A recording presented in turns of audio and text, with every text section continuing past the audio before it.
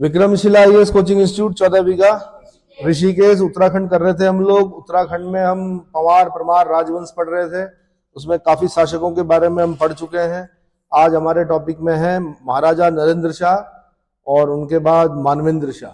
ठीक है, तो महाराजा नरेंद्र शाह का जन्म 1898 ईस्वी में प्रतापनगर में हुआ था, जो 1913 ईस्वी में अल्पवयस्क रूप में गद्दी पर बैठे और उनकी संरक्षिका राजमाता नेपालिया को बनाया गया। तो राजमाता नेपालिया के संरक्षण में बनने वाले टिहरी के राजा कौन थे? आंसर नरेंद्र शाह।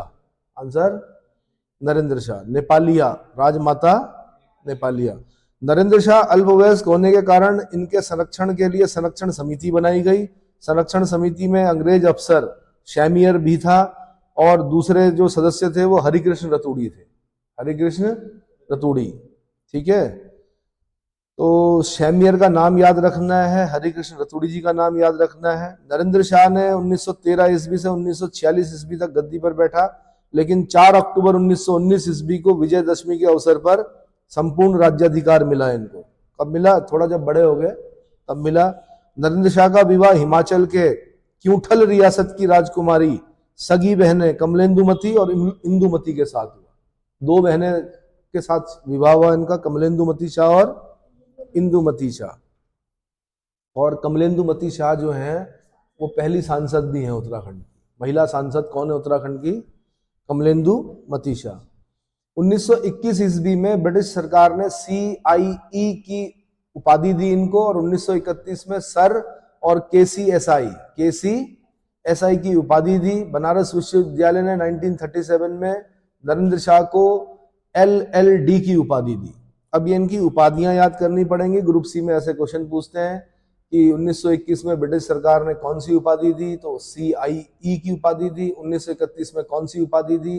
तो सर की उपाधि दी और KCSI की उपाधि दी। 1937 में नरेंद्र शाह को बनारस विश्वविद्यालय BHU ने कौन सी उपाधि दी? तो LLD की उपाधि दी। ये याद करना आपने, ठीक है। 1921 में नरेंद्रनगर की स्थापना की और 1925 ईस्वी में राजधानी स्थानांतरित की गई। इस प्रक्रिया में 30 लाख रुपए खर्च हुए। दरअसल बताया जाता है कि नरेंद्र शाह कहाँ गए थे? जयपुर गए।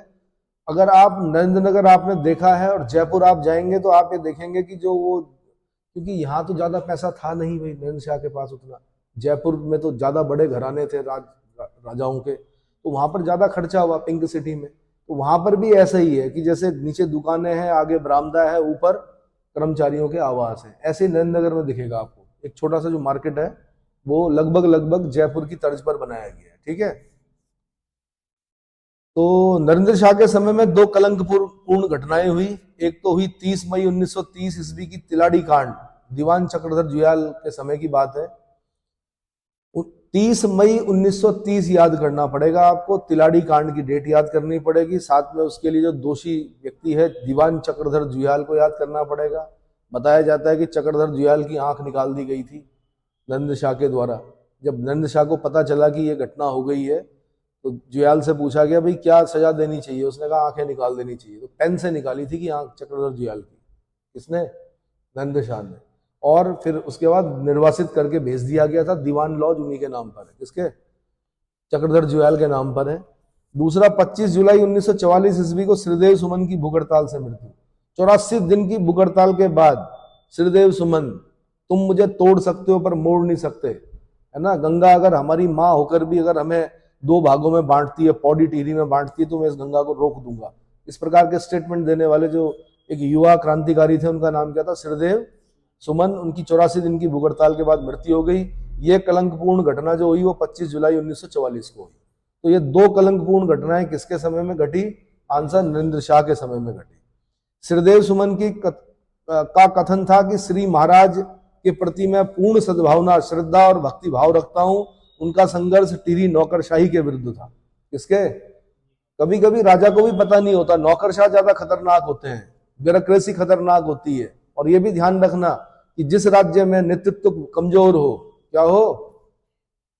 शीर्ष नेतृत्व कमजोर हो, अन्य जो उच्च पदों पर बैठे हुए या जो आपके क्या नाम है मंत्रालय जिनके पास है, अगर वो कमजोर हैं तो ब्यूरोक्रेसी हावी होती है। और ब्यूरोक्रेसी अगर हावी हो जाए तो उस राज्य का कभी भी क्या नहीं हो सकता? भला नहीं हो सकता। ये वर्तमान की भी घटनाएं बता रहा हूं मैं आपको। अगर ब्यूरोक्रेसी हावी हो गई इसलिए क्या होना चाहिए हमेशा, नेतृत्व क्या होना चाहिए, शीर्ष नेतृत्व बहुत स्ट्रांग होना चाहिए। इतना समझ में आया? ठीक है, तो उनका संघर्ष टीरी नौकरशाहों के विरुद्ध था। 23 जनवरी 1939 ईस्वी को देहरादून में टीरी राज्य प्रजामंडल की स्थापना हुई। 23 जनवरी 1939, ये डेट याद करनी पड़ेगी, टीरी राज्य प्रजामंडल का याद करना पड़ेगा, और ये भी याद करना पड़ेगा कहां पर हुआ टीरी राज्य प्रजामंडल की स्थापना। आंसर देहरादून में हुई 23 जनवरी। 23 जनवरी को वैसे भी सुभाष जयंती होती है, तो याद रखना है आपने, सुभाष जयंती वाले दिन 1939 में सेकेंड वर्ल्ड वॉर शुरू हुआ था, तो दोनों ही चीज याद करनी आसान है, सुभाष जयंती 1939। ठीक है।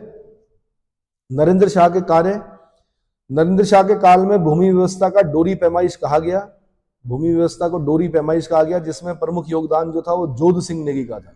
इसका जोध सिंह नेगी का था। नरेंद्र शाह ने राज्य के युवाओं को प्रशिक्षण के लिए फॉरेस्ट ट्रेनिंग कॉलेज देहरादून भेजा, जिनमें कुछ जर्मनी एवं फ्रांस भी गए थे। Forest training college Dehradun, Germany और फ्रांस भी गए कुछ युवा।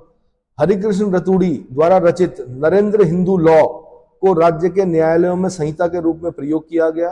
तो नरेंद्र हिंदू लॉ किसके द्वारा रचित है? हरिकृष्ण रतूड़ी, गढ़वाल का इतिहास लिखा है इन्होंने। ठीक है। नरेंद्र शाह ने शेरशाह सूरी की भांति अनेक सड़कों का निर्माण कराया, और अंततः इन्हें गढ़वाल का शेरशाह सूरी भी कहा जाता है। अतः इन्हें गढ़वाल का शेरशाह सूरी भी कहा जाता है, क्योंकि शेरशाह सूरी ने जीटी रोड बनाई थी, ग्रैंड ट्रंक रोड, है ना। तो ऐसे नरेंद्र शाह जी ने भी क्या किया? अनेक सड़कों का निर्माण कराया। 1920 ईस्वी में नरेंद्र शाह ने बरा व बेगार जैसी कुप्रथाओं के उन्मूलन की घोषणा की, और 1920 ईस्वी में कृषि बैंक की स्थापना नरेंद्र शाह के द्वारा की गई। तो 1920 में कृषि बैंक की स्थापना किस टीरी नरेश ने की? आंसर नरेंद्र शाह ने की। ठीक है।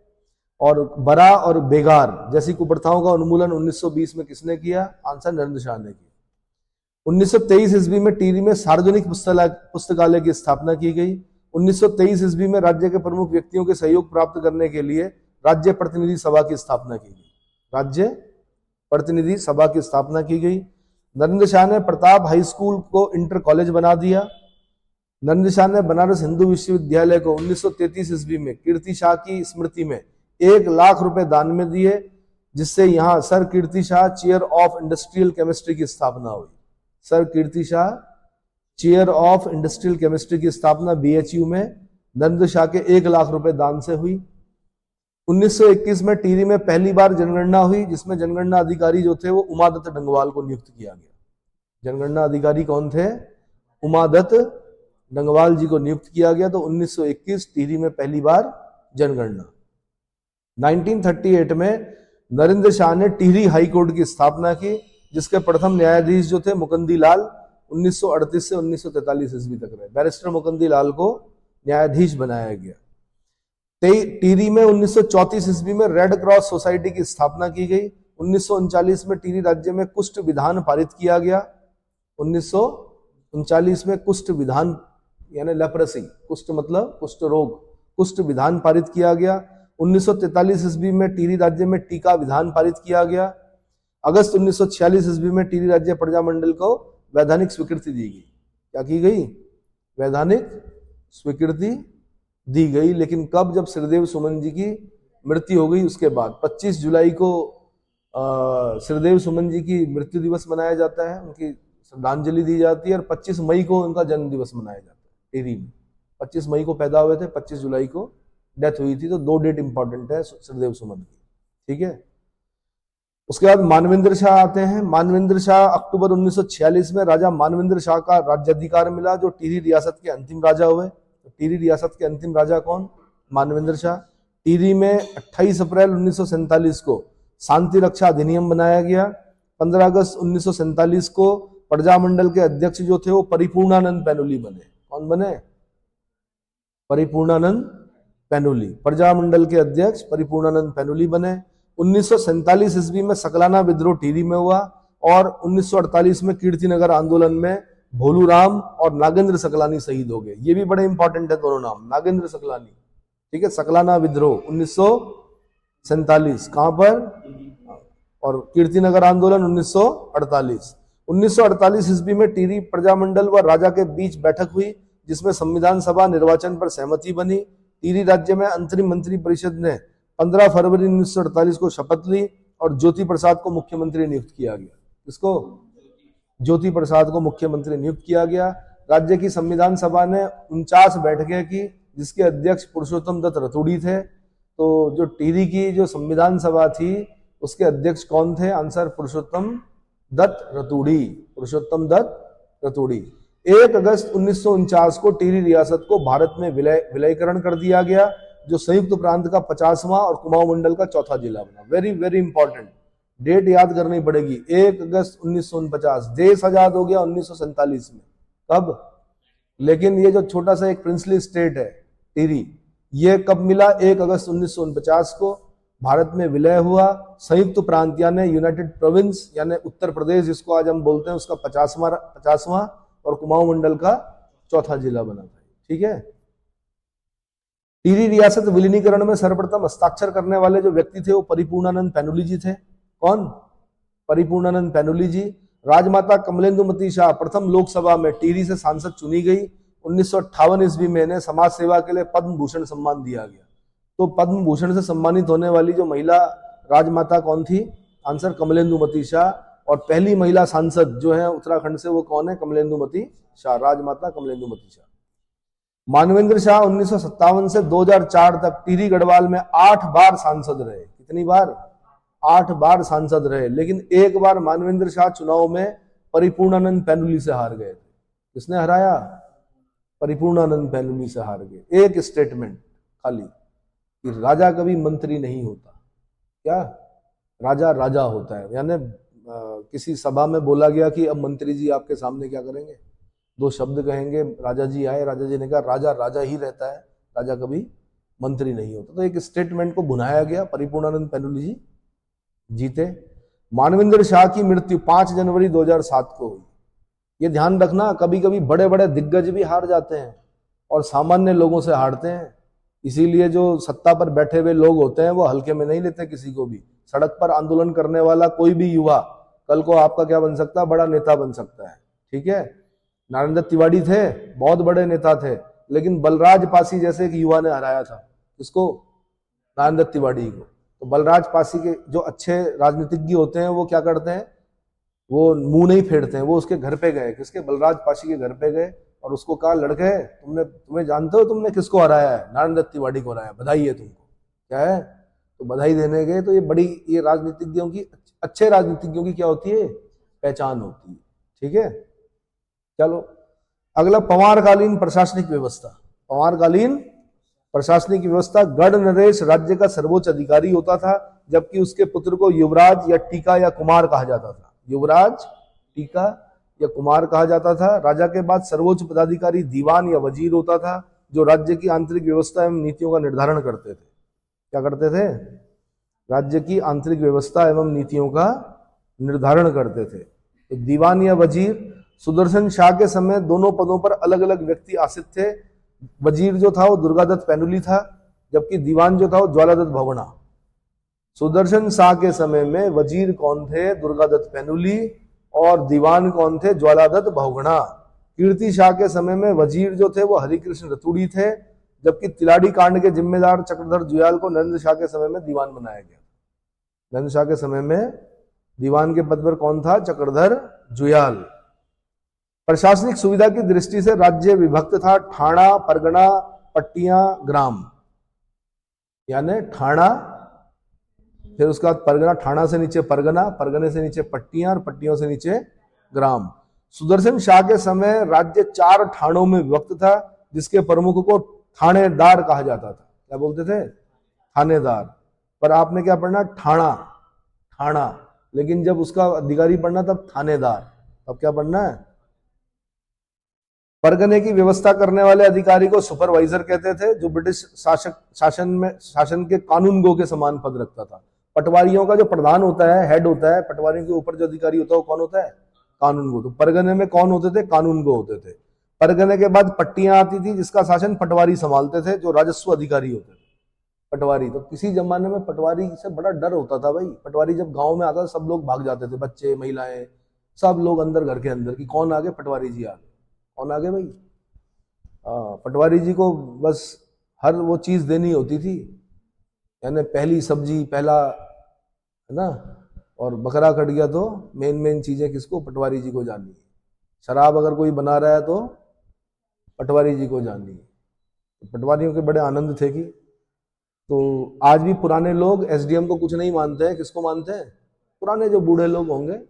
वो एक बालिका एसडीएम बनी ना, उसने कहा कि दादाजी मैं एसडीएम बन गई की, बजाय बधाई देने के उन्होंने कहा कि थोड़ा और पढ़ लेती तो पटवारी बन जाती, क्योंकि वो उनका मानना ये है कि पटवारी ही सबसे ऊपर होता है। चलो, तो परगने के बाद पट्टियां आती थी। पट्टियों का शासन कौन, पटवारी संभालते थे, जो राजस्व अधिकारी होते थे। परगनों में राजस्व वसूली का कार्य थोकदार करते थे, जिन्हें कमीण या सयाना भी कहा जाता था।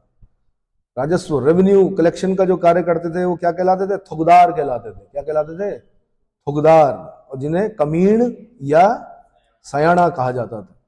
प्रशासन की सबसे छोटी इकाई गांव थी, जिसका मुखिया प्रधान होते थे। प्रधान नहीं बोलते थे यहाँ, प्रधान।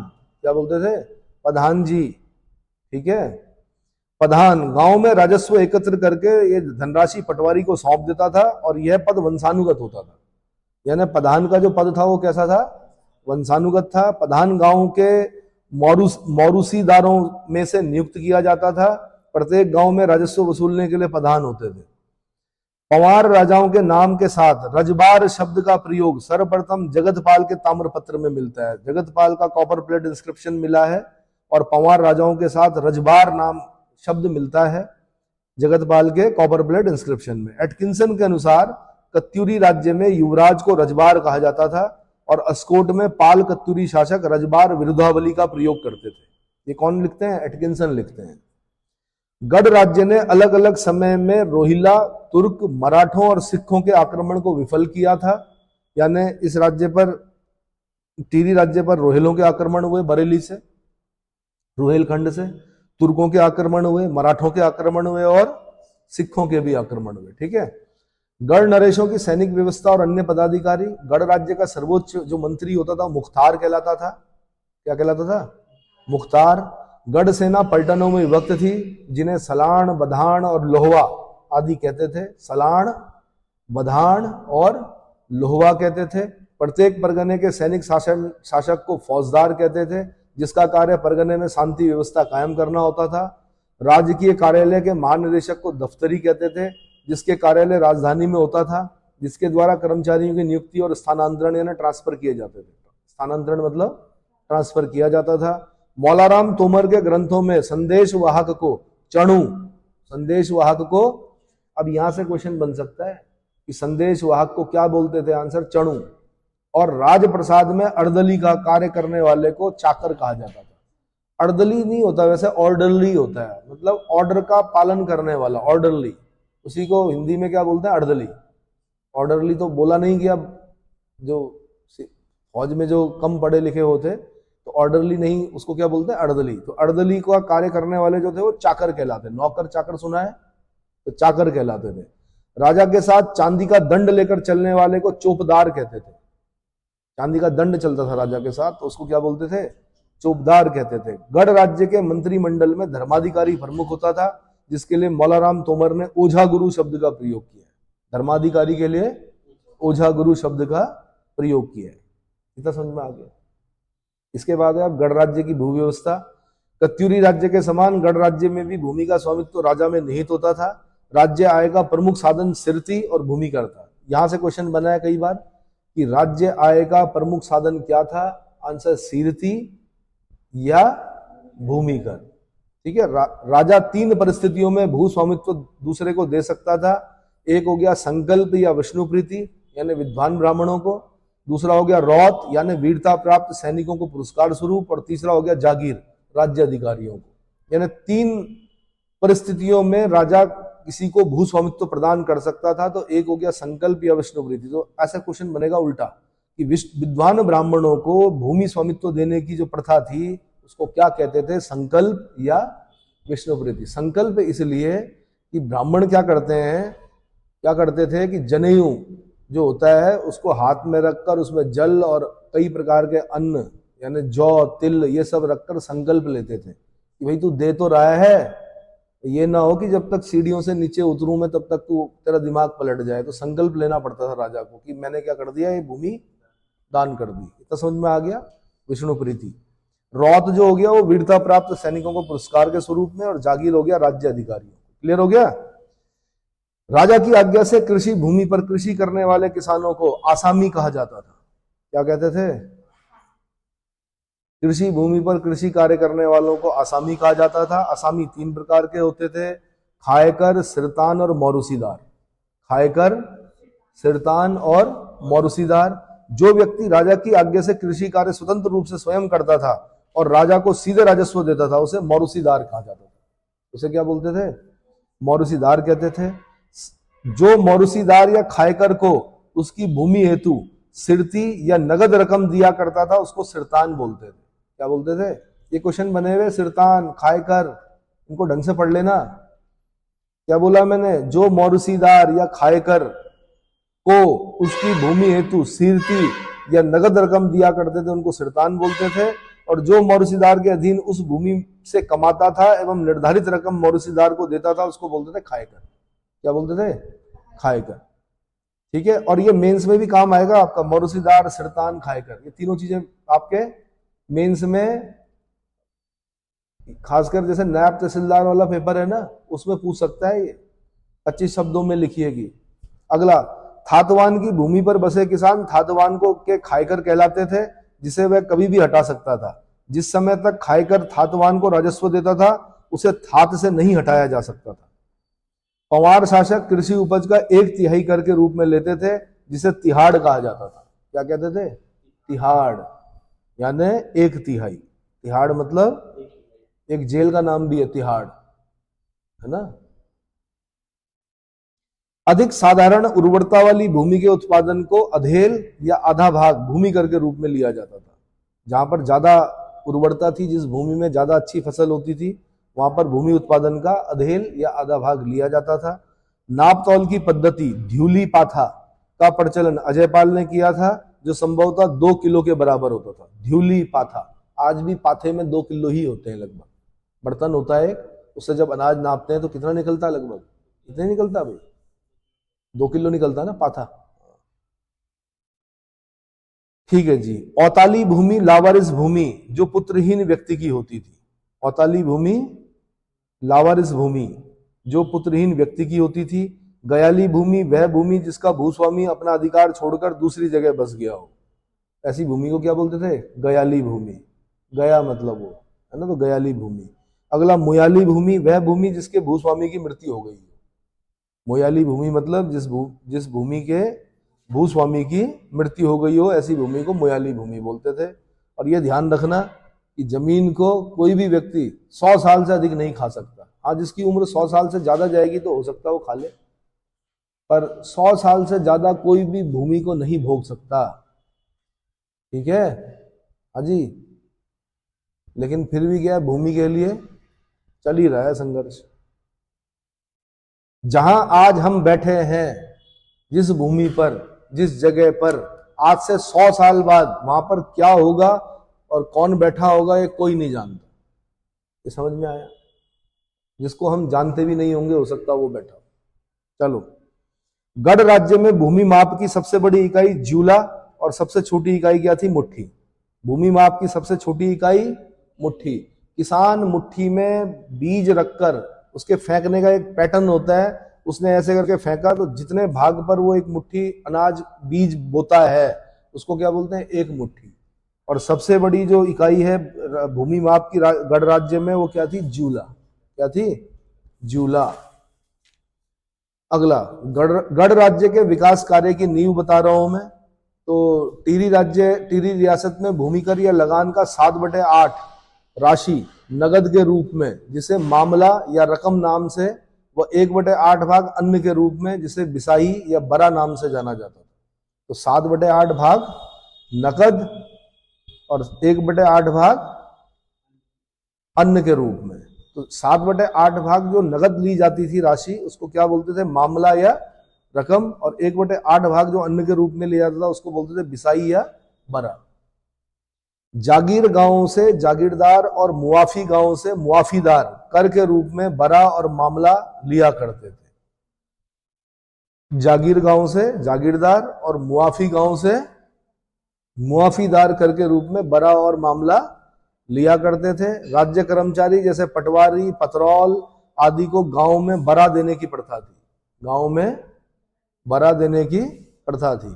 विवाद की स्थिति में वादी से शुल्क लेने की प्रथा की शुरुआत सुदर्शन शाह ने की थी। विवाद की स्थिति में जो वादी होता था उससे शुल्क लेने की प्रथा की शुरुआत किसने की? आंसर सुदर्शन शाह ने की। प्रताप शाह ने कोर्ट फीस के रूप में टिकट लगाने की प्रथा शुरू की और आयात निर्यात कर वसूली के लिए जगह जगह पर चौकियां बनाई गई, जिसमें वसूली का काम मुंशी करते थे। चौकी वसूली का काम कौन करते थे? मुंशी। कस्टम सुपरिटेंडेंट जो मुंशियों के कार्य की देखभाल करता था। कस्टम सुपरिटेंडेंट क्या करता था? मुंशियों के कार्य की देखभाल करता था। टीरी नरेशों के समय न्यायालय भी आय का प्रमुख स्रोत थे। सुदर्शन शाह ने सरसरी, कलेक्टरी, छोटी दीवानी और बड़ी दीवानी नामक न्यायालयों की स्थापना की थी। कौन कौन सी? सरसरी, कलेक्टरी, छोटी दीवानी और बड़ी दीवानी न्यायालयों की स्थापना किसने की? आंसर सुदर्शन शाह ने। नरेंद्र शाह ने फौजदारी विवादों के लिए सेशन कोर्ट की स्थापना की, जिसका प्रमुख कौन होता था? सेशन जज होता था।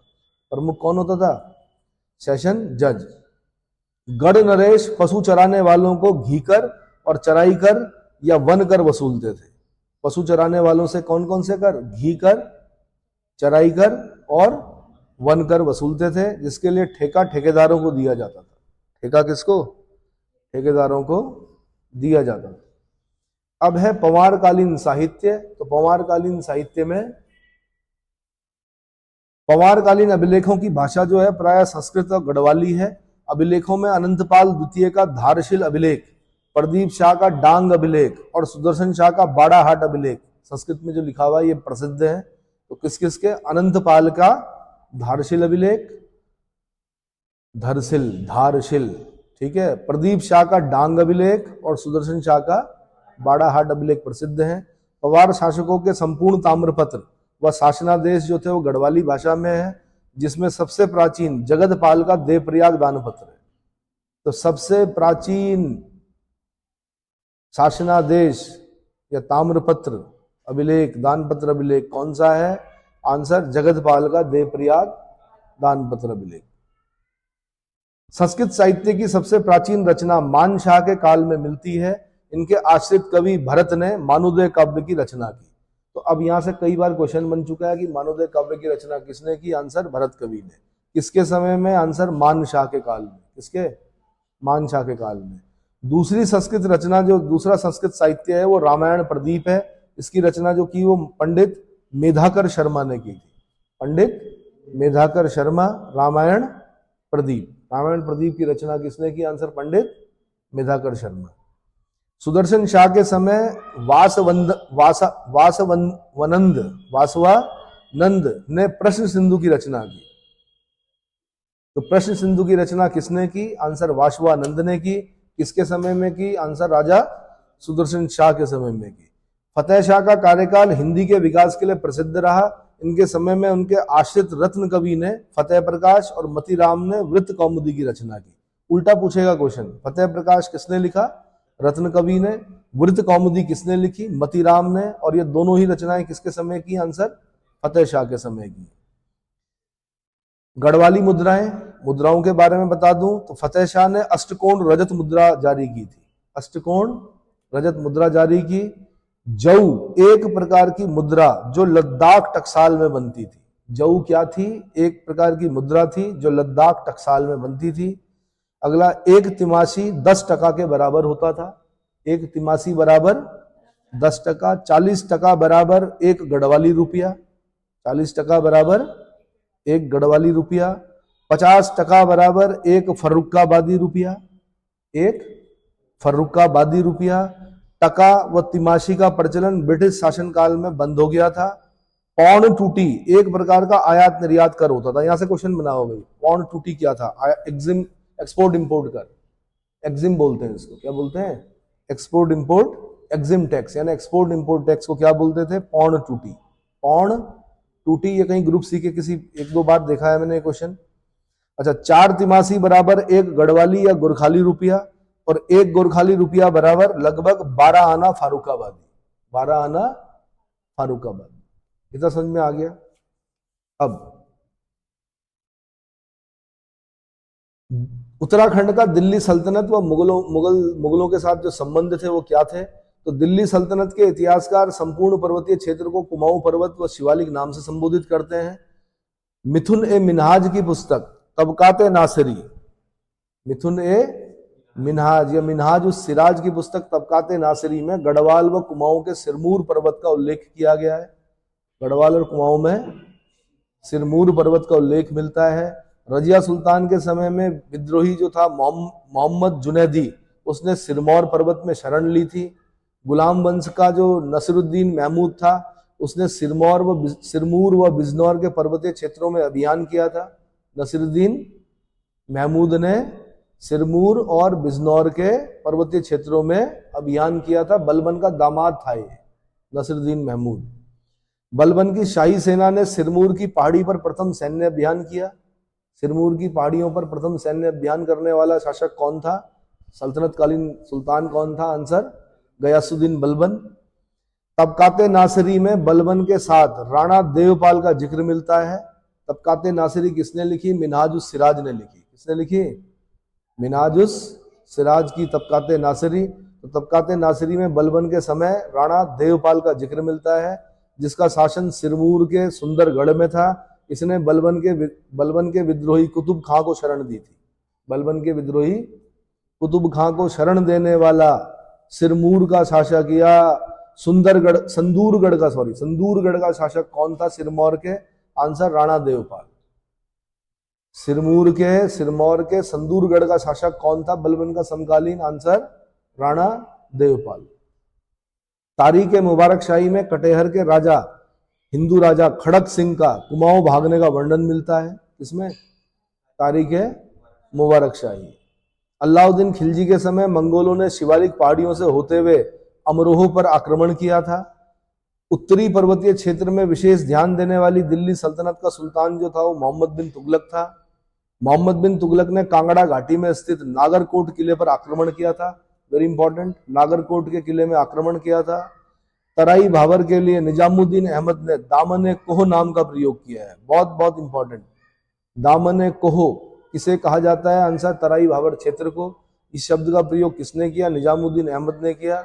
जबकि अन्य मुस्लिम इतिहासकारों ने महतों का देश और कुटिल दर्रा नाम का प्रयोग किया है। महतों का देश और कुटिल दर्रा नाम का प्रयोग किया है। तैमूर की आत्मकथा मुलफुजात ए तिमूरी, तैमूर लंग की आत्मकथा मुलफुजात ए तिमूरी में उसके इतिहासकार सरफुद्दीन की पुस्तक जफरनामा में, और उसके इतिहासकार सरफुद्दीन की पुस्तक जफरनामा में शिवालिक क्षेत्र पर आक्रमण का जिक्र मिलता है। तैमूर लंग का आक्रमण तो वही था, हरिद्वार में हुआ था, है ना। तो जो उसकी आत्मकथा है, ऑटोबायोग्राफी, वो क्या है? मुलफुजात है तिमूरी। और उसी का इतिहासकार है कौन? सरफुद्दीन। उसकी किताब है जफरनामा। तो शिवालिक क्षेत्र पर आक्रमण का जिक्र मिलता है। जफरनामा के अनुसार लाखा मंडल के बहुबाण वंश के शासक रतन सेन ने तैमूर लंग से युद्ध किया था। बहुबाण वंश के शासक रतन सेन ने तैमूर लंग के साथ युद्ध किया। ये कौन, कहां पर लिखा हुआ है? जफरनामा, सरफुद्दीन की पुस्तक जफरनामा में। अबुल फजल की आईने अकबरी के अनुसार कुमाऊं क्षेत्र जो था उसमें महल थे। तो आईने अकबरी तीसरी जिल्द है अकबरनामा की, जिसको अबुल फजल ने लिखा है। तो उसकी जो मेन पुस्तक है वो कौन सी है? अकबरनामा। उसी की तीसरी जिल्द है ना, थर्ड पार्ट जो है वो आईने अकबरी। उसके हिसाब से कुमाऊं क्षेत्र में क्या थे? महल थे। इतिहासकारों द्वारा आईने अकबरी में तराई के महलों के बारे में भिन्न भिन्न जानकारियां दी गई हैं। कुछ इतिहासकारों ने 29 महलों का और किसी ने 21 महलों का उल्लेख किया है। यह तथ्य अपने आप में संशय पैदा करता है। कैसा? वो महल हैं कहां फिर? अगर महल थे तो गए कहां, है ना। अकबर की रसोई घर के लिए हरिद्वार से गंगा जल मंगाया जाता था। मुगल सम्राट जहांगीर ने हरिद्वार की यात्रा की थी। अकबर का पेट सही नहीं रहता था, इसलिए किसी ने बताया उसको कि गंगा जो है सबसे पवित्र नदी है। तो उसके जो रसोई में गंगा जल जाता था कहां से? हरिद्वार से। और जहांगीर ने भी यहाँ की यात्रा की थी। हर की पैड़ी में कभी आप जाएंगे तो वहां पर आपको एक मंदिर दिखेगा गंगा जी का। उसकी जो गुंबद है वो मुस्लिम लक्षण लिए, मतलब मुस्लिम विशेषता को लिए हुए है। अपने आप पता चल जाएगा कि ये एक मुस्लिम आर्किटेक्चर द्वारा बनाया गया है। ठीक है। अगला, दून क्षेत्र में माधो सिंह भंडारी द्वारा यमुना तट पर बनाया गया शेरगढ़ का दुर्ग पर मुगल सेनापति नवाजत खान ने अधिकार कर लिया था। तो शेरगढ़ के दुर्ग का निर्माण किसने कराया यमुना तट पर? आंसर माधो सिंह भंडारी। गर्वभंजक माधो सिंह भंडारी, बाद में से नवाजत खान ने अधिकार कर लिया। ये नवाजत खान वही है जिसको फिर रानी कर्णावती ने जिसके नाक कान काट दिए थे, जिसके सैनिकों के नाक कटी रानी कर्णावती। ठीक है। औरंगजेब ने हिमाचल के बुटोलागढ़ को जीतने का फरमान मेदिनी शाह को दिया था। हिमाचल के बुटौलगढ़ को जीतने का फरमान मेदिनी शाह को दिया था, पृथ्वीपति शाह का बेटा मेदिनी शाह। इतना समझ में आ गया। गढ़वाली भाषा की जो प्रथम रचना है, अब मैं कुछ वो बता रहा हूं साहित्यिक विवरण। तो गढ़वाली भाषा की जो प्रथम रचना है वो गोरखवाणी है। क्या है? हाँ। गढ़वीर महाकाव्य जो है वो सेनापति रिखोला लोधी के पर आधारित पुस्तक है। रिखोला लोधी पर आधारित पुस्तक कौन सी है? गढ़वीर महाकाव्य। नरेंद्र शाह पर आधारित जो पुस्तक है उसका नाम है प्रेमी पथिक। प्रेमी पथिक। पवार कालीन जो पवाड़े हैं, जो रचित पवाड़े हैं वो कौन कौन से हैं? जीतू बगड़वाल, भानु भोपुला, सूरज नाग, मालू राजूला, जगदेव पंवार और रणुरौत। इनको खास याद करना है आपने। पवाड़े हैं। क्या है? पवाड़े हैं। उनकी वीरता का वर्णन किया जाता है पवाड़ों में। जीतू बगड़वाल, भानु भोपुला, सूरज नाग, मालू राजूला। राजूला मालू शाही सुना है ना, तो मालू राजूला, जगदेव पंवार और रणुरौत। इतना समझ में आ गया। अब कुछ चीजें मैं बता रहा हूं। फतेह प्रकाश की रचना किसने की? रत्न कवि ने की। फतेह प्रकाश की रचना किसने की? रत्न कवि ने की। रामायण प्रदीप की रचना मेधाकर शर्मा ने की। वृत्त कौमुदी की रचना मतीराम ने की। गढ़ राजवंश की रचना मौलाराम तोमर ने की। गढ़ राजवंश वेरी वेरी इंपॉर्टेंट। प्रेमी पथिक की रचना तोता कृष्ण गैरोला ने की। प्रेमी पथिक जो है वो नरेंद्र शाह पर आधारित है। किसने लिखी? तोता कृष्ण गैरोला ने लिखी। किसने? तोता कृष्ण गैरोला, प्रेमी पथिक। फतेह शाह कर्ण जो लिखी वो जटाधर मिश्र ने लिखी। सभा भूषण जो लिखी वो हरिदत्त शर्मा ने लिखी। कीर्ति विलास सदानंद डबराल ने लिखी। सर्व संग्रह शास्त्र जो है सुदर्शन शाह ने लिखी। गोरखवाणी जो है वो सुदर्शन शाह ने लिखी। जहांगीर विनोद भरत कवि, वेरी इंपॉर्टेंट, और ज्योतिक राय। जहांगीर विनोद किसने लिखी? भरत कवि और ज्योतिक राय ने लिखी। मानोदय काव्य बहुत बहुत इंपॉर्टेंट, भरत कवि ने लिखी। मानोदय काव्य से कई बार क्वेश्चन बनता है, किसने लिखी? भरत कवि ने। गढ़वाल जाति प्रकाश किसने लिखी? बालकृष्ण शांति भट्ट ने लिखी। गढ़वाल जाति प्रकाश बालकृष्ण शांति भट्ट।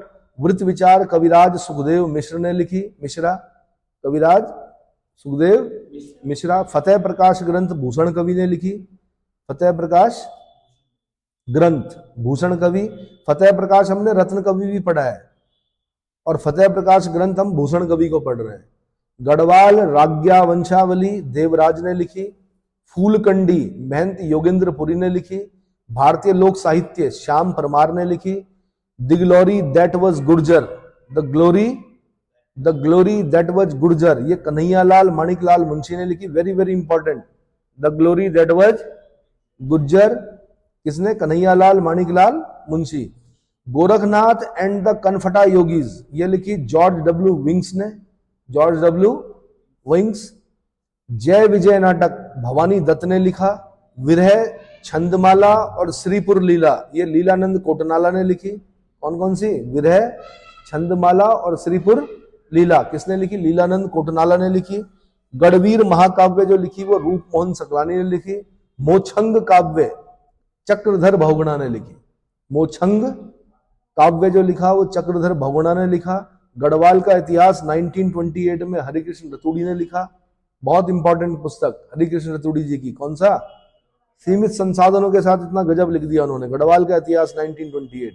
नरेंद्र हिंदू लॉ हरिकृष्ण रतूड़ी जी ने लिखा। Very important. Narendra Hindu law Harikrishna Raturi ने लिखा। वास्तु शिरोमणि ग्रंथ जो लिखा वो कवि शंकर ने लिखा। गुलदस्त त्वारीख एक कहो, ये मियां प्रेम सिंह ने लिखा। किसने? यहाँ कास्ट भी होती है उत्तराखंड में मियां। हाँ, नाम के आगे मियां लगा हो तो ये मत सोचना कि मुस्लिम है। मियां गढ़वाल के लोग होते हैं। कई लोगों की कास्ट क्या है? मियां। तो गुलदस्त त्वारीख एक कोह किसने लिखी? मियां प्रेम सिंह ने लिखी या प्रेम सिंह मियां ने लिखी। और गढ़वाल भूगोल जो है वो हरिदत्त शास्त्री जी ने लिखी। किसने? हरिदत्त शास्त्री जी ने लिखी। इसके बाद मैं आपको एक पेपर दूंगा, उस पेपर में आपको कितने नंबर आते हैं इससे तय होगा कि आपने कितना पढ़ा। ठीक है, अगले लेक्चर में बताऊंगा मैं उत्तराखंड में गोरखा शासन।